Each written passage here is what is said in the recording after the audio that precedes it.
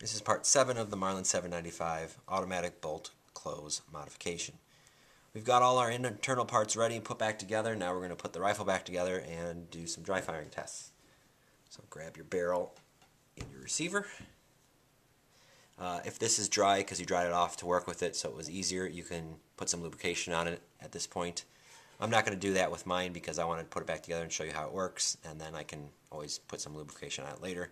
I won't bore you with that, but just put some lubrication on the different springs, the new spring, rub some on the outside here, anywhere where metal's hitting metal basically. Just don't put any on your controls. If you get some there, it's not the end of the world, it's just going to make it a little slicker for you. Alright, so we want these to engage up front, underneath, and then we just rotate the back down. One thing, and you can see I just have the same problem, if your trigger has been released, which it should start that way, it's harder to put it back together. It's easier to put it back together if you rotate that trigger back. When you do that, do it slowly and carefully with your thumb in case you miss it. You don't want to slam forward. So now the trigger is in the ready position, or charge position. So you can insert the front, underneath, rotate down. There we go. And now these holes should line up, and we just push this pin back in from the, let's see, if this is the front, from the left side going to the right. Although I'm not sure that either direction really matters. But that's the way it came from the factory, so that's the way we'll put it back. Push it all the way through. Alright, that's held in there. Now we can replace this whole assembly to the stock. It's pretty easy, you just want the controls to come through the big window.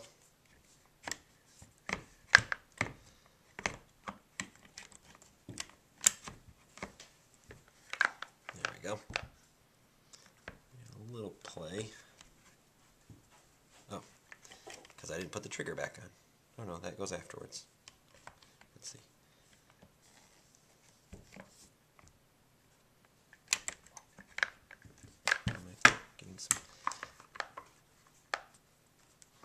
Usually, I don't get this play. There we go. It just wasn't mated up in the front. Now, it's got no play in it. Feels good. Okay. The trigger and trigger guard back in. Again, the bolts catch, release, and the magazine have to come through these two windows respectively. Put it through. Get it down and kind of slide it forward. Should pop in there. And then the two screws we originally removed, right there. Again, the shorter one goes in the front. You can throw a little bit of oil on that if you want. Just hand tighten it. The longer screw in the back, again, you can oil a little bit at the tip.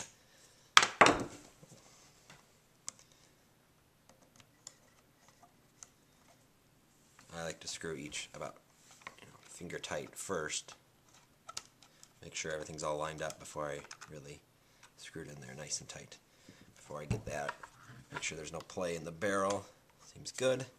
So I'm going to go ahead, finish tightening those up. You want them to be snug, but you don't have to go overkill.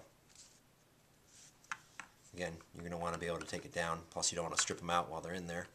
That's going to make you have a bad day.